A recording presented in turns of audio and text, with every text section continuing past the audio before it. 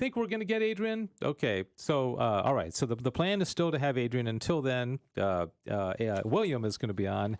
And for those of you who are watching, please comment and please jump in so that William doesn't feel like he has the entire burden of responsibility. We may never get him back, if we if he has to do this as the only person on the program. We want to keep him. So I am going to ask you a number of questions, and don't worry if you don't get these right. All right. Okay, but these are the questions that Thomas asks in the Summa, and then we'll go over a few of them more specifically. Okay.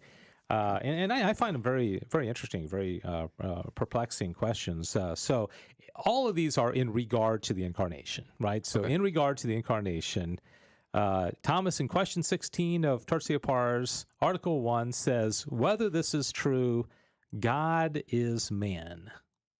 God is man. So what would you say to that, true or false? In regard to the Incarnation, God is man. Yeah, he's man. True. Okay. Yes. All right. Very good. Okay. You're 1 for 1. Yeah, okay, 1 for 1. So yeah, you got this. All right. The next one, whether this is true, man is God. Ooh. Okay. So God is man. Man is God. True or false? Man, no. I'm going to say no. It's actually true. It is true. Okay. Yeah, in regard to the Incarnation. Oh, okay. Yeah, in regard okay. to the Incarnation, man is God. Okay. So I will explain it here in a second. Okay. Let's go on to the next one. Now, this one I find very interesting. Article 4, we're skipping 3.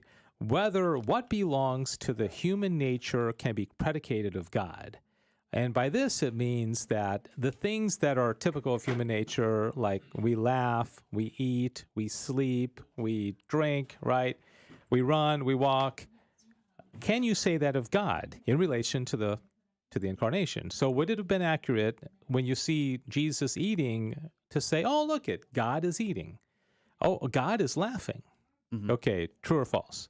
Yeah, he definitely has the human attributes. I mean, he could physically touch things. So you can say God laughs? Yeah, oh yeah. Okay. Yeah. All right, good. You got that one right too. All okay, right. So 2 for 3, right? Yep. And I want to move on to the next one here. Okay. Let's see. Okay. Whether what belongs to the human nature can be predicated of the divine nature. Okay, does that make sense to you? So a little bit. What you say of the human nature, can it be said of the divine nature?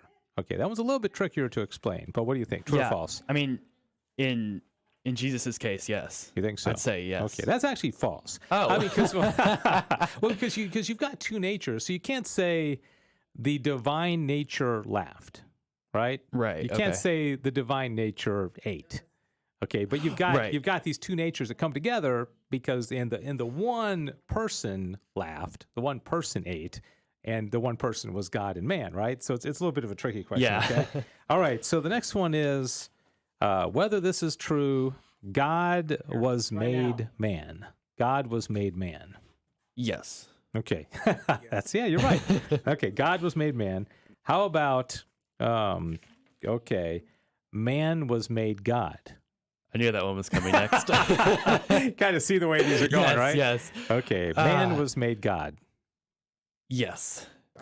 No. You see the other question. You see the pattern here. Yes. All right. Let's see. A few more here. Christ is a creature.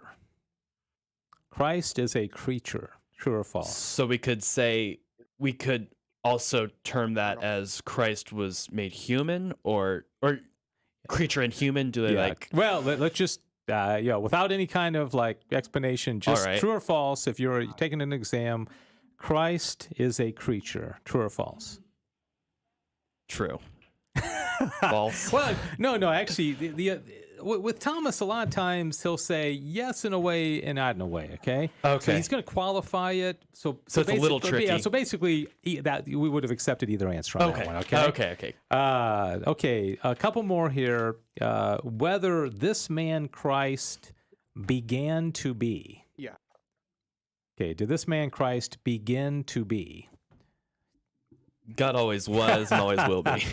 So you're saying false? He didn't have a beginning. Okay, so the man Christ, that's actually true. I mean, it was just kind of weird because there was a time when the man Christ wasn't, right? I mean, right. Like he wasn't born yet. Yeah, wasn't born yet. Right. So there was some, but I don't know. Okay. Yeah. Christ as man is a creature. What's that one again? Christ as man is a creature. Christ as man is a creature. I'm going to say true. Yeah, right. Okay. The end is near. Okay. All right. A couple more. Christ as man is God. Christ as man is God. True. No, that one's false. False. Okay. I got a beef about my All right. Christology. Yeah, well, you got most of them. Yeah, that was very good. Okay. Those are very tricky questions, and so you got most of them. So congratulations on that. All right, so let's get a little update here. We don't have Adrian still. Is that right? So Diane's working on it. She might. I believe Dave, she can you might hear me? have sound. Oh, Yeah, we do. yeah, I Okay. can. Yeah, you there, Adrian? Yes. Okay. Yes. I'm getting a little feedback. Only that was that was Okay. rough. Yeah, it sounds like Yeah, Are you still getting feedback? that was a rough takeoff, wasn't it? we won't have any Oh, yeah. video of them. At least Okay. not on here. All right, so I understand we don't have any video of you, but we have the audio. So, anyways, hey, this is kind of like radio, you know. That's the way it goes. First of all, thank you for being part of the show today. This is Adrian Fonseca. He is the producer of Catholic Drive Time. It's heard across the Guadalupe Radio Network and the Station of the Cross every morning from 6 to 8 o'clock Central Time. And man, you know, Adrian, I don't know if I've ever asked you this. I'm just curious because, man, you're like in your 20s. You're not just like in your 20s. You're in your 20s, okay? And you're like so fired up for the faith. When did that fire begin? And what was the catalyst for you? I'm just curious. Oh, that's a good question. If I had to pinpoint it somewhere, I would probably pinpoint it at I mean, I've always been on fire for the faith because my mom really raised us that way. It was just like, that was something that we were always with. Speaking of pro-life issues, you know, you're talking about the overturning Roe v. Wade. My mom would take us to the Gabriel Project to help with pregnant mothers, giving diapers to pregnant mothers and helping that. So we were always at church growing up. And it was probably in 5th grade when I was taking religion in middle school. I had a teacher who was also our youth minister. His name is James Carrasco. And he was talking to me about, like, he was just like super on fire for the faith. And after listening to him, and he was just very excited, and he obviously loved what he was doing. He loved the church. He loved God. And I was like, whoa, I want to do that. That's like super attractive. And so from then I was like, okay, well, you know what? I want to be a youth minister like him. And so I was like, okay, well, I need to learn about my faith. So I started teaching myself and diving into it on a popular level. And then in high school, read every popular level book I could. Started getting into Aquinas my later years of high school, and then studied college. I studied theology, philosophy in college. So that's a truncated version of that story. Yeah. And why Aquinas? How did he, you know, what is it about him that you enjoy so much? Well, why do you like him? Yeah, at first it wasn't so much Aquinas because, I mean, I didn't even know who Thomas Aquinas was. I went to St. Thomas High School, and we really didn't talk too much about Thomas. We talked about just why the school is named after him. He's a patron saint of students. We would pray his student prayer before our classes and our theology class. But really, I didn't know him well until probably my senior year. I started taking philosophy at St. Thomas High School, and I started reading about him and more of him. And I was very surprised because I didn't realize that he had answers to things that we were dealing with today. People were bringing up questions, and people were bringing up concerns, and Thomas Aquinas had succinct answers. And at the time, I didn't really understand the answers. Like, for instance, we're talking about the Incarnation today, and if you said, okay, is it true that Christ as man is God? Well, I can go through and I can look at this, and I'm like, okay, I have absolutely no idea what he's talking about here, but it says here, now if Christ as man is God, it follows that every man is God, which is clearly false. Okay, well, there you go. There's the answer. I don't need to know all the details, all the complexities of it. When you're a layman, when you're first joining, all you got to do is say, I trust Thomas, and Thomas says X. And so that really became it. He became a pillar and foundation of truth for me, leading towards a beginning in theology and philosophy. Yeah. It's amazing how much he got right. You know, you write the Summa Theologia, and there's a couple things like the Incarnation. I mean, the Immaculate Conception. That you know what? No, I disagree about the Immaculate Conception. Yeah, I disagree that he was that he got the Immaculate Conception wrong. I think that clearly in the Summa he gets it wrong, but I think that he actually gets it right later on in his life. And before, in the sentences, he talks about the Immaculate Conception, and he says that and he basically articulates Immaculate Conception as we would today, but he kind of goes back on it a little bit in the Summa, but then in some of his later sermons that day after the Summa, he seems to articulate the Immaculate Conception. I didn't know that. Yeah, I just been kind of a one-trick pony. I just read the Summa, and so I know that. And you know, he wasn't being disobedient. That was the church had not made anything dogmatized at that point. That came many centuries later. But no, I didn't realize that he had actually written in. So Duns Scotus, he would have been in agreement with Duns Scotus about the official formula that Pius the 11th finally came up with. Would that have been somewhere in Thomas's writings? Well, I wouldn't say he articulated the same way as Duns Scotus, but he would have articulated it in such a way that can be understood as the Immaculate Conception as articulated by the Church, but not in the exact same articulation.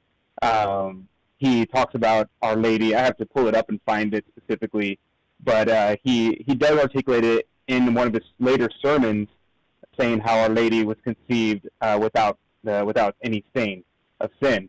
And so it would seem as though he did not, because we have to remember that the Summa was never completed, and he never went back to correct anything that he may have changed his mind about later on. And so that's just you have to judge him upon that, because even in the sentences of Peter Lombard, he kind of articulates the Immaculate Conception as well, not the same way that Duns Scotus would have, but in a way that can be understood in continuity with that. Whereas in the Summa, it's clear that it's incorrect. Yeah. You probably know this, but his commentary on Duns Scotus and the sentences, which Rinaldo added to the Summa after Thomas stopped writing it, were written when Thomas was in his 20s.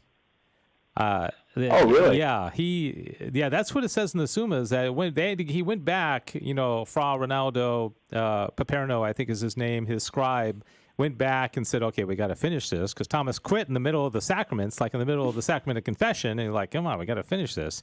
So he went back to Thomas's writings on the sentences and picked it, and the end of the Summa was Thomas writing when he was in his 20s. I mean, it's pretty amazing. Of course, he only lived to be 49. Right. So tell me this whole thing about how this debate started on social media with Jesus being a human being, and the back and forth, which was basically the genesis of our topic today. What was the debate? Yes. Real quickly before I do that, I found the citation. In his commentary on the Psalms, he says, there was no blemish at all in Christ and the Virgin Mary. And he goes on and says, commentating on Psalm 18, when he says he has set his tabernacle in the sun, it means he placed his body in the sun, that is, in the Blessed Virgin, who was in no way obscured by sin. You are all fair, O my love, and there is not a spot in you, Songs 4:7. And then in another one of his commentaries saying she was conceived with original sin, but was cleansed from it in some special way. So then you could see the contrast there. So it kind of you have to see it a progression of thought throughout the history of Thomas. But anyway, to your question about on Twitter, it was kind of funny. The Twitter thing started because Father James Martin, S.J., notorious sinner in terms of him promoting heresy and vice, moral vice, he was giving his, as a kind of a jest, or a kind of, I'm not really sure what his intentions are, but he put out a video or a post on Twitter of him basically trying to summarize in one sentence the different schools of theology. So philosophy, Christology, Trinitarianism, all the different specificities or elements or parts of theology in one sentence. And his one sentence to summarize Christology was that Christ, or I forget the exact articulation that he gave, but essentially he had said that Christ is a human being. And I had gone over and said, well, that's not right. Christ was not a human being, and everybody went nuts on Twitter, which was kind of amusing to me. But the thing that's interesting to me is that the word being, it could be understood in an Orthodox way. Here, I found it. He said, Christology is about how God related to us as a human being, as Jesus. So as Christ as a human being is a concern, because the word being is never used in Christology. And so if you go through the Summa and the Theologia Pars, you'll never see the articulation of Christ as a human being, because the word being doesn't have a strict philosophical definition. Whereas we use the term nature and person, because nature and person have strict philosophical definitions. And so we know what we're talking about there. Because if you say human being, well, if you by human being you mean that Christ had a human nature and had a human body, but his person was divinity, was the second person of the Trinity, then you are correct. But if by human being you mean a human person, because we often use the term human being to mean you and I, we are human beings, we are a human being, you are an individual being, you are a person, right? And so if you're using it to mean person, well, that's incorrect. So it just depends on how it's used, and that's why we don't use that language. And so if you're trying to summarize Christology in a sentence and you're using ambiguous language, that's a concern. Yeah. Very interesting. I'm looking at our two interns here, Daniel and William. How much of what, and I think Adrian articulated that very nicely, but there's a lot of terms being thrown out there, being and person and nature, and how much that made sense? Or what do you take from that? Does that, because I think most people, if you said Jesus is a human being, they'd say, yeah, I think that thing, I'll mark true. What do you think? I mean, there's a lot of, you can get trapped by that idea that you can be ambiguous in certain areas of philosophy and stuff. And really, I've found with talking with other people that it gets really confusing when you don't know what is what. Yeah, terminology. Yeah. That's what, both you and I mentioned that this morning, Adrian, on Catholic Drive Time, is terminology is really important. What is a being? What is nature? What is a person? What is man? And I heard you say, what is woman? Which, not that we would have to discuss that in today's culture, right? What is a woman? But, I think, Matt Walsh is onto something. It's like the basic terminology. That's what's tripping up the left right now, is because they can't define a basic term of like woman. So we as philosophers need to be able to define these terms. Which I think is very important. What is nature? Here's a good one. Adrian, tell me if you know. And again, I don't absolutely. I think I know the answer to this. I'm not quizzing you like Mr. Know-It-all. I really want to know your thoughts on this. Suppositum and hypostasis are very similar terms. Have those hit your brain radar? And what would you say is the similarity or difference between those two words? Because if they were exactly the same, you wouldn't need two words. Are you familiar with those terms? Yes. Okay. So this is where it gets pretty complicated. So substantium, which is so let's start with the word hypostasis. So the word hypostasis is used in philosophy to mean person, right? But the person needs to be adjudicated, needs to be articulated, we figure out what that means. So the classical definition of person is the Boethian definition of person, which is naturale rationalis individua substantia, which is an individual substance of a rational nature. Now, that definition, which was given by Boethius, is a good definition, except Thomas actually quibbled with it a little bit because he said that it was not quite the fullness of the definition. So St. Thomas added to it, and I know this is going to come back around, I promise. He says that it should be added to it. It is a substantia completa per se substantiis serpeta ab aliae, which is added to it, meaning that the substance is complete in subsisting per se, existing apart from the other, as a natural, rational individual substance. And so Boethius, so then we break that down to mean, okay, what are we talking about here? What are all these words? You're throwing all these words around. I don't know what they mean. So substantia refers to something that excludes accidents. So you're getting rid of the accidents. You're saying, okay, where the things like your hair color, your height, your weight, all those things are accidents to your substance. And we're not concerned about those things. We're talking about your substantia, what is underneath, the sub meaning underneath, right? Then completa, something that conforms that is whole and entire, as a whole nature, it's not part of it. Per se substances, which is the person existing in and for himself. So it's individual. It's not multiple people. It's not multiple persons. Otherwise, we're getting concerned with having putting multiple persons in Christ. So it has to be an individual person. It can't be multiple people. A separata ab aliis. This excludes universals, and so we're not talking about ideas. We're not talking about concepts. We're talking about an actual thing, something that is, well, the word thing is also packed with ideas, but and then in the rational nature, because we want to exclude non-intellectual things. We don't want to include a non-intellectual suppositum, because the suppositum it encapsulates all things. So everything is a suppositum to some degree. It depends on what kind of suppositum you are, right? So it's really kind of like a translated individual things, though, right? So a suppositum is different from an idea or a form. Like if I had one bird in my hand, right, that's a suppositum. It's not bird nature, it's one individual. Right. Isn't that your understanding? Is like there are three suppositums of human beings in this studio. Well, actually a fourth one just walked in.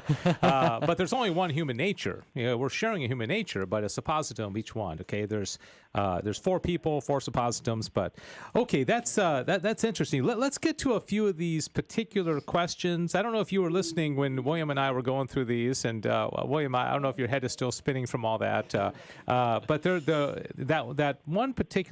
particular question, and all this is in regard to the Incarnation. Thomas says, whether this is true, man is God. Okay, so do you remember what the answer to that one was? Whether it is true that man is God. Yeah. Well, I would say yes. Man, well, it depends what you mean, but yes. You always have to qualify that with Thomas, because oftentimes he'll say, right. in this regard, yes, but in that regard, not. And I don't know if anybody out there in social media land, I know we changed times on you, and this is all kind of confusing, but if anybody wants to comment, I know William is keeping an eye on comments on all the social media sites, so if you want to comment, by all means, please let us know what you think about this. All right, so yeah, Thomas says, yes, in regard to the Incarnation, man is God. It almost sounds heretical to say that, right? Doesn't it? It's like man is God. And the very brief explanation, he says, granted the reality of both natures, divine and human, and of the union in person and hypostasis, this is true and proper. Man is God, even as this God is man. For this word man may stand for any hypostasis of human nature, and thus it may stand for the person of the Son of God, whom we say is a hypostasis of human nature. Now it is manifest that the word God is truly and properly predicated of the person of the Son of God. Hence it remains that this is true and proper, man is God. All right? Clear as mud, or what? Does that make sense?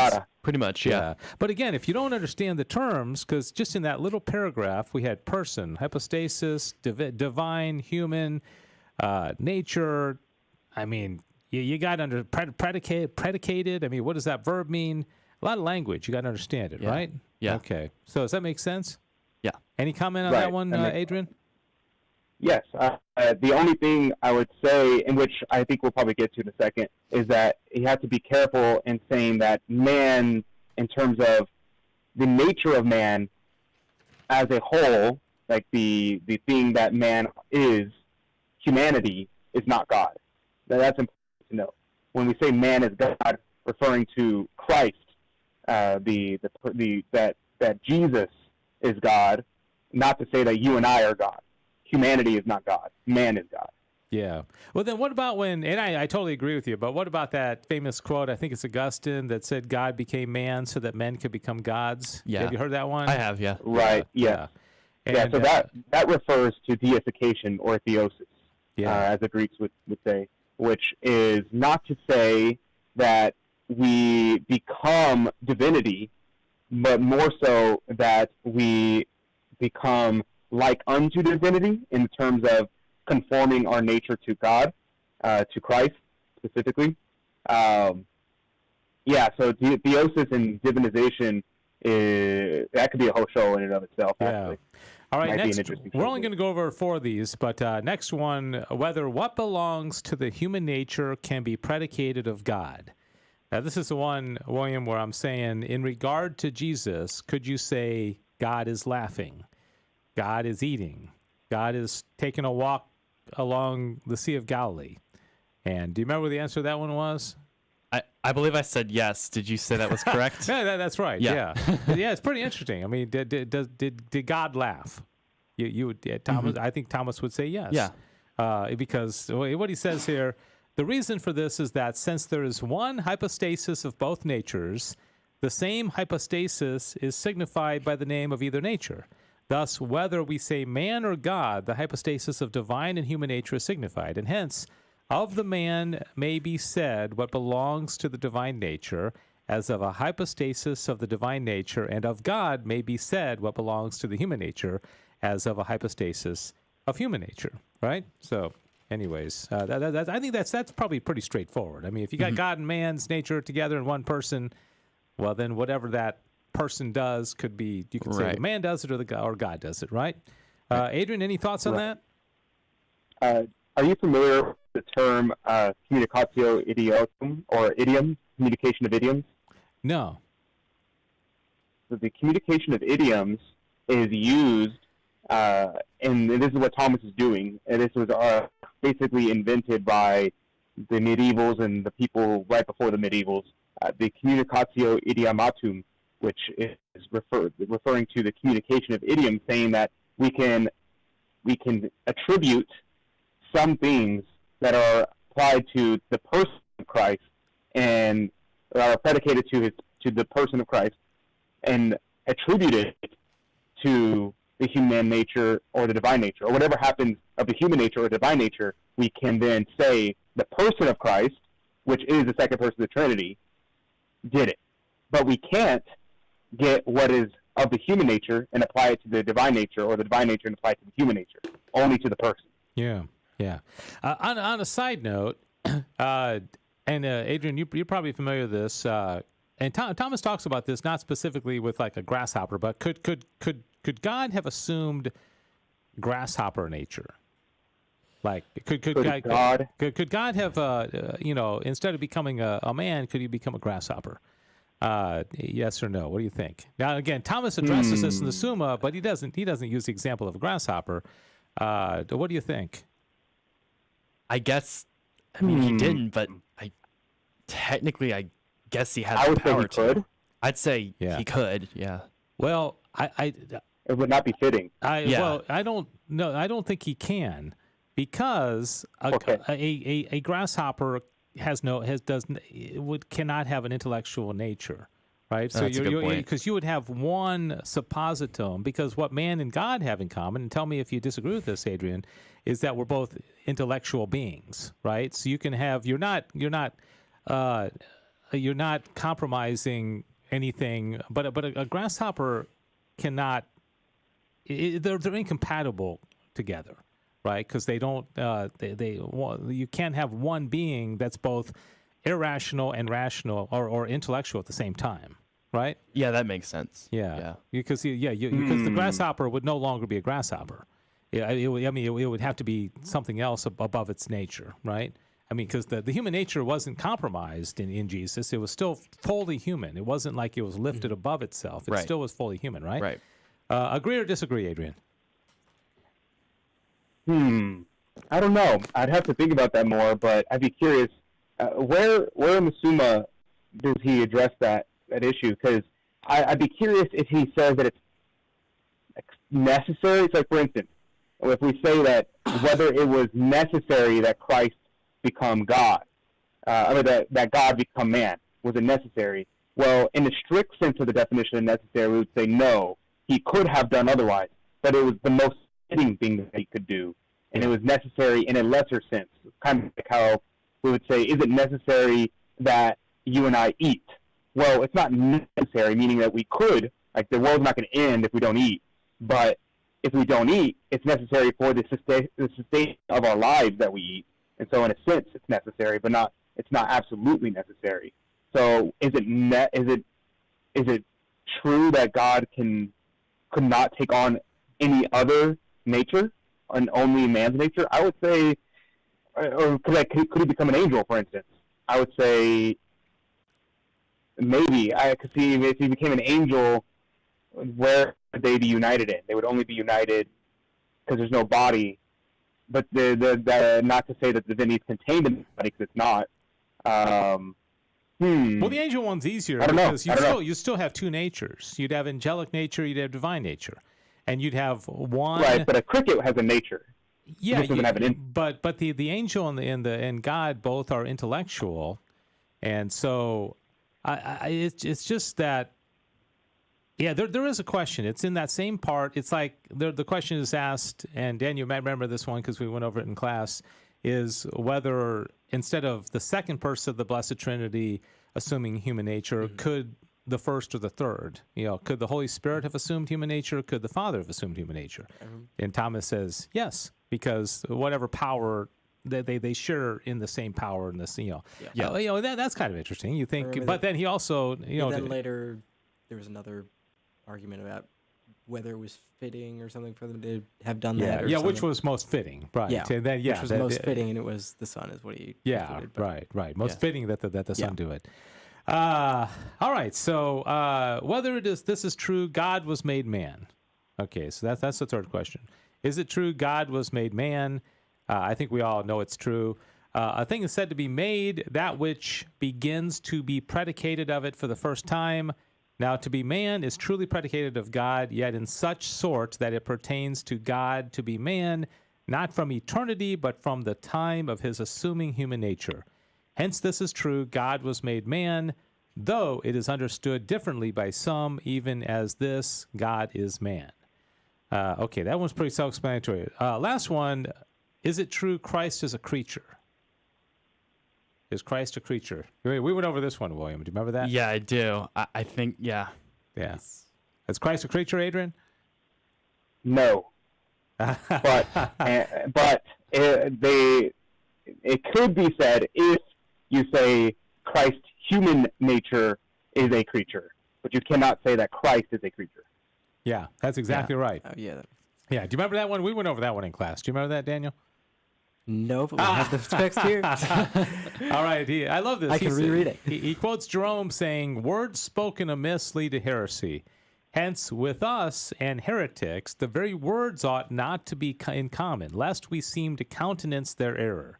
Now, the Arian heretics said that Christ was a creature and less than the Father, not only in his human nature, but even in his divine person.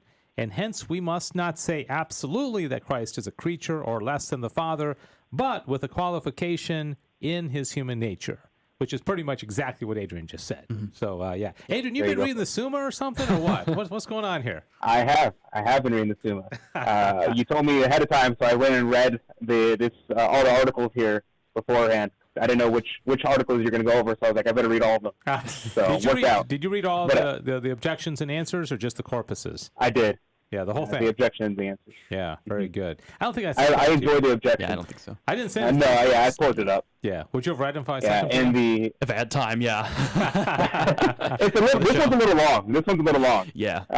It took me a couple hours actually to get through it all because this one's a little longer than the other ones. Yeah, I've got. But I really like it. Yeah, I typically read the corpi, the corpuses, the corpi, whatever the plural of corpus is. And but yeah, the objections and answers are a lot of fun as well. Okay, so those are the only ones I'm going to highlight, and we're going to move into trivia here in a moment. Did you by any chance bring any trivia, Adrian, or no? I did not. I did not bring any. I brought enough to go around, no problem.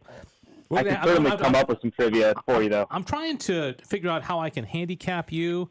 Because with these guys, like maybe you have to count to 3 before you answer, and let these guys have a chance.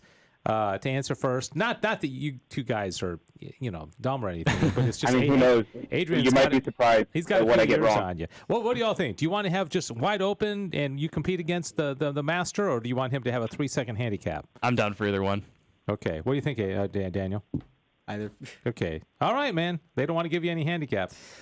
So That's fine. Any That's fine. okay? Before we move into trivia, and Diane's got the sound. Don't play it yet, Diane. Any questions, thoughts about what we just talked about, the incarnation? Some of these questions about Jesus, or you want to just move right into trivia? Anything you find perplexing or interesting? Yeah, I guess the last thing I'd say, I don't know if this really had much to do with what we're talking about, but I guess it has to do with Christology a little bit, is my dad figured out that I was going to do a show here about Christology, because I told him, and he brought out a book and told me about the three, what's it called? The three, I don't know if they're called visions, but they're the three things God sees. Like, he has the beatific vision, and then there's two other ones. Oh. I can't exactly remember what the Like terminology was. as Jesus? Jesus I think so, yeah. I know there's a comment in the he Summa has about three when he something or other. walked the earth, he had the beatific vision. Yeah. Yes. In fact, he had it Yeah. from the moment of his conception, if I recall. Don't you? Have you seen that one, Adrian, in the Summa, where Thomas believes Jesus had perfect knowledge from the moment of his conception? Can you imagine? And then you're like Yeah. in the womb for 9 months. I'm kind of it's pretty glad amazing. I wasn't, fully aware, because that would have been a little claustrophobic. Pretty interesting. So what's interesting about that is that actually brings up a really interesting debate among the Scotists and the Thomists. The Scotists will say, because we both agree that in the knowledge of Christ, his human nature saw the beatific vision, was a subject face to face with the beatific vision. But the difference became in the question of, did Christ ever sin? Now, the Scotists and the Thomists agree that Christ never sinned. That's clear. But the debate became, why did he not sin? The Scotists said he did not sin, the human nature of Christ did not sin, because of the same reason that those in heaven that gaze upon the beatific vision cannot sin. Because those in heaven, experiencing total and perfect beatitude, their nature, their intellect, has a grasping, but not, well, I guess grasping is a bad word, witnessing the beatific vision, has no desire for sin, and in his freedom chooses God. Whereas the Thomist would say that Christ did not sin because of its unity to the divine nature, because of its unity and subordination of its will to the divine will. And that's why, because of the hypostatic union. So they do not sin because of the hypostatic union, whereas the Scotists say because of the beatific vision of the human nature. Yeah, yeah. So basically, they're reaching the same conclusion, but with just different angles, right? Yeah. Right. And Exactly. that also, and I'm studying a lot about Adam and Eve, the first parents, and they it's very interesting. And I think we may have covered this in the show one time before, but they had all the knowledge of all things. They were like their knowledge was like angelic, because they were entrusted to pass knowledge along to their descendants. And how can you? Who's going to teach them, right? Right. I mean, there's nobody there to teach them, and so they. Did you know that, Adrian? That they were basically had like infused knowledge of all things, and also like basically all the virtues as well. It's infused knowledge of all things, or of all things they needed. yeah. Thomas even says they didn't know how many grains of sand were on the beach. He uses that example. Okay, It's like everything that they need to know, which is basically what the angels have as well. Right. Knowledge is so interesting. I mean, the infusion of knowledge in like what the angels have compared to us, and anyways, all right. So William, thank you. We started off with your comments. Daniel, anything you want to mention before we go into trivia? His mic's not on. Not really. I probably would have had something if we weren't figuring stuff out half the time. That's all right. So let's go ahead and transition into trivia fun. And Sissel is not here to introduce this, but all right. Something Someone to think about. There you go. Thank you, Adrian. Okay, so both of our young scholars here have said that they want to just be on equal footing with Adrian the Master. So let's go ahead and just whoever says the answer first. Some of these are easy. Some of these are more challenging. But let's go ahead and do it, and I'll keep track. 11 questions total. Okay, you ready? Yep. Okay. Alrighty. Which they all have to do with Jesus, by the way. Okay, appropriately so. I like to have questions that relate to the topic. Okay, number one. Which prophet in the Old Testament predicted that the Messiah would be born in Bethlehem? Isaiah. Isaiah. I think. When somebody gets it right, I'll let you know. Which okay. prophet predicted the Messiah? I was going to say Isaiah too. All right. It is the prophet Micah. Oh. I never would have got that. Yeah, Nope. the prophet Micah. We can just round off the prophets. What does the word Christ mean literally? Oh. Anointed one. Yes. All right. Okay. See, you guys, you're taking on the master. So Adrian's got this one. There you go, folks. Okay, this will you can get up to 3 ones right here. God spoke audibly to Jesus on 3 occasions. What were they? They've got Baptism, transfiguration, and what would be the third one? it's got Okay. Okay, baptism, yes. Baptism. Transfiguration, yes. What was the third one? This one kind of caught me by surprise. Is it the agony in the garden? that's what I would have said. I was but thinking. also not. But I was let's see. I'm forgetting it might be depending on the Okay. translation. Okay, his crucifixion. Okay, so Jesus said, "Now my soul's troubled, and what shall I say?" And God said, "I have a voice came from heaven. I have glorified it, and will glorify it again." The crowd that was there heard it and had it thundered. Others said it was an angel who had spoken to him. John 12:27-29. Do you remember that one? Yeah. No, I never would have got that one. Okay. All right. So if you're counting at home, Adrian has 3. Our young scholars have yet to hit the scoreboard, but the game is young. Okay. Number 4. What were the last words that Jesus spoke? Okay. 7 last words? The last. All of them? Well, just the last Oh, the boy. last words. I mean, what was the last thing he Trying to remember. said? His before the la- ascension. before he died. It is finished. Before he died. I'm sorry. Before he died. Trying to remember the exact. Let's see. It is No, finished. Into your hands I commend my spirit. Okay. In your hands I commend Behold my your spirit. mother. Yeah. Okay. So all Oh, right. we're gonna- Oh, you're okay. Okay, yeah, Okay. I think the last. you go. Okay, so yeah, you had the last one. Oh, okay. So yeah, Father, into your hands I commend my spirit. Okay, which of the prophets of the Old Testament prophesied Jesus's resurrection? Isaiah. Resurrection. All right, William is on the board. There you go. Yes, okay. Yeah, get Isaiah in there. Okay. If you don't know what it is, Isaiah. Here's a good chance to catch up to Adrian because this has 3 answers also. Okay. Okay. Jesus raised 3 people from the dead. Who were they? Lazarus was be- one of them. Okay, Lazarus. Child. The child. girl. I'm sorry, I need a little bit more information than that. What was the guy's We know the girl, the name? centurion's daughter. And then there was some other Okay, guy Lazarus. along Well, the you road. got Lazarus, right? yeah. Okay. Whose daughter? Centurion? Okay, what's Jairus? Jairus. Okay, Yeah. what You do know we his name? I didn't know we knew his name. We'll give that one to Daniel. Okay. Okay, And and then who else? there's- Let's see, who else? A guy, young man. I forget what Wasn't the he a guy's name was. centurion's servant? That might have been No, Jairus. that's- No, he was healed. Oh, okay. There's a servant. His servant was healed. Some young man. I forget the guy's name. All right, we're gonna just They have were mercy traveling on somewhere. Daniel and give him this one. The widow well. of Nain's son. Okay, that that's was right. what it was. Okay, The so widow of Nain's son. all right, so William has 2, Daniel has Okay. 2, and Adrian has 4. So this is still a horse race here. Okay, so you guys are within reach. Yeah. All right, you can go home tonight and at the dinner table say, guess what? I beat Adrian Fonseca at trivia. Okay, here we go. Not that hard. Okay, so what does the name Jesus mean literally? Boy. Gotcha. All right, yes, God saves. Right, very good. Okay, so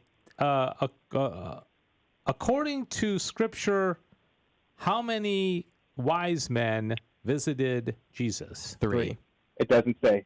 Oh wait, no, yeah, right. You two just forgot about that. totally bit that one. I was like, you should have seen these guys, man. They're jumping in. Yeah, it doesn't say. And okay, now why do we think there's three? Because we got three names, right? Yeah, the three names. Does Scripture give the names, or is that just through? That's through. It's just the Scripture say. I don't think Scripture gives the name. Yeah, I don't think so. Casper, Malthiar, and Balthazar. Yeah. Okay. So yeah. All right. Okay. Number 9. Who announced and proclaimed that the baby's name would be Jesus? Who? Gabriel. That'd be Gabriel. Okay. Yeah, the angel. Yeah, very good. Okay. Which angel? All right.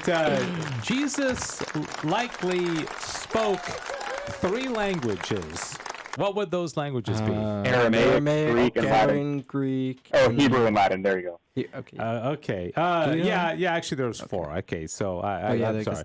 All right. So I lost track of score. Let's just say you guys all got those right. Okay. Final one here, and this will be see who can get this one. When Jesus was tempted in the desert, and he said to Satan, "It is written, do not put the Lord your God to the test." Mm-hmm. Which book of the Old Testament was he quoting? Matthew. Of the Old Testament. Of the Old Testament. Do not put the Lord your God to the test. Which one? Jeremiah. I have no idea. I'm going to guess Psalms. Okay. Deuteronomy 6:16. Yeah, never would have got that. Never would have got that one. Yeah. All right. That I was brings us. spitballing it out there. Yeah. Okay. Well, hey, Adrian, thanks so much for. You'd probably normally be thinking about going to sleep at this time of the day, wouldn't you? After getting up so early in the morning.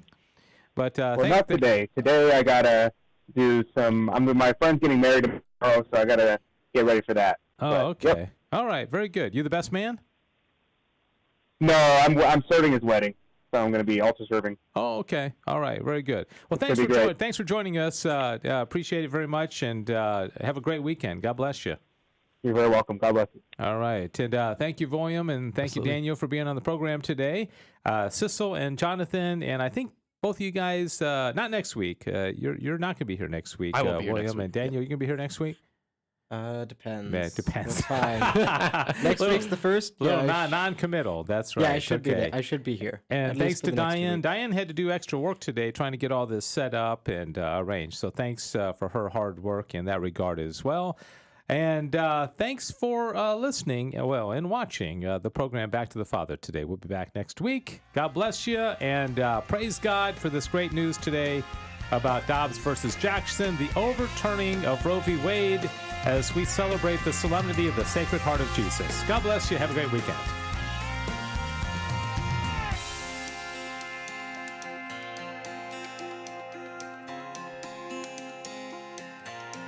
Thanks for joining us for Back to the Father. And don't forget, the glory of God is the human person fully alive. If you have comments about the show, email Dave Palmer at